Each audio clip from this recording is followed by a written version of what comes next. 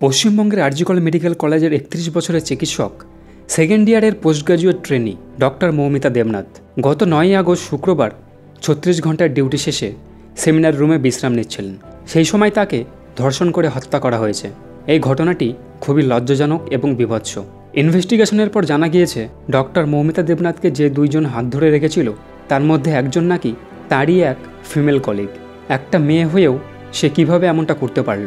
একটা শরীর, প্রায় ১৮ থেকে ২০ জন পুরুষ, সারা শরীরে ১১৩টা কামড়ের দাগ, ১৫০ গ্রাম সিমেন্ট পাওয়া গেছে তার শরীর থেকে।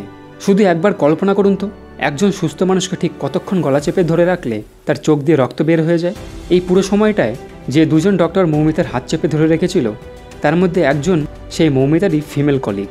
চোখ দিয়ে রক্ত বের হয়ে আসার আগেই নিশ্চয়ই এই ফিমেল কলিগের দিকে তাকিয়েছিল। চোখের ভাষায় হয়তো বারবার বোঝাতে চেষ্টা করেছিল, আমাকে বাঁচাও, তুমিও তো একটা মেয়ে। ময়নাতদন্তের রিপোর্টে জানা গিয়েছে তার প্রাইভেট পার্টে গভীর ক্ষত রয়েছে। বিপুল পরিমাণে রক্তপাতে হাইমেন ফেটে গিয়েছে। গভীর ক্ষত রয়েছে। ১৫০ গ্রাম সিমেন্ট স্টেট ফরেন্সিক ল্যাবে পাঠানো হয়েছে পরবর্তী পরীক্ষার জন্য। চিকিৎসকের বুকে আঘাতও রয়েছে। শ্বাসরোধ করে দম বন্ধ করা হয়েছে। গলায় থাইরয়েড হাড়েও আঘাতের চিহ্ন রয়েছে।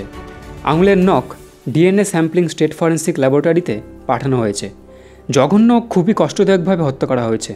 ময়নাতদন্তের রিপোর্ট হাতে পেয়ে কলকাতা পুলিশের দাবি, এই জঘন্য ঘটনার আগে প্রবল বল প্রয়োগ করা হয়েছিল নির্যাতিতার উপরে।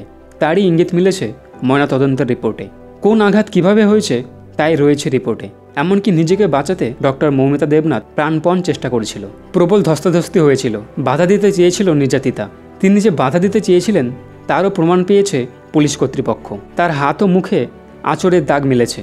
রিপোর্টে জানানো হয়েছে নির্যাতিতা ডক্টরের কোথায় কীভাবে ক্ষত হয়েছিল। চোখের ক্ষত ভাঙা চশমার কাচের জন্য ঘটেছে। নির্যাতনকারীদের হাত থেকে নিজেকে বাঁচাতে প্রতিরোধও করেছিলেন ওই চিকিৎসক। প্রবল ধস্তাধস্তির কারণে চশমার কাঁচ ভেঙে যায়। কাঁচ ভেঙে ক্ষত হয় এবং চোখ থেকে রক্ত বেরিয়ে পড়ে। মাথায় আঘাতও রয়েছে। চিৎকার রুখতে নির্যাতিতার মুখ চেপে দেওয়ালে ঠুকে দেওয়া হয়েছিল। কিন্তু এত কিছু হওয়ার পরেও তখন সেই রুমে কোনো সিসিটিভি না থাকার কারণে জানতে পারেনি যে এটি কে বা কারা করেছে। তবে বাইরের সিসিটিভি ক্যামেরাতে ধরা পড়ে যায়। এমনকি একটা হেডফোনও পাওয়া যায় সেই সেমিনার হলে। সিসিটিভি ক্যামেরাতে সেই হেডফোনটি দেখে সঞ্জয় নামক এই ব্যক্তিকে ১৪ দিনের রিমান্ডে রাখা হয়েছে। এমনকি এই হত্যাকাণ্ডে সঞ্জয় ছাড়াও বেশ কিছু দুষ্কৃতী লোকও রয়েছে। তবে এটা এখনও তদন্ত চলছে। ভিডিওটা আজকে এই পর্যন্তই। এই সংক্রান্ত আরও ভিডিও পেতে আমার ভিডিওটিতে একটি লাইক করে আমার চ্যানেলটিকে সাবস্ক্রাইব করে রাখুন। আর যারা যারা এই ঘটনার জাস্টিস চাও তারা কমেন্ট করে জানাও, যাতে ডক্টর মৌমিতা দেবনাথ ও তার পরিবার সঠিক বিচার পায়। ভিডিওটা আজকে এখানেই শেষ করছি। সবাই ভালো থেকো, সুস্থ থেকো। ধন্যবাদ।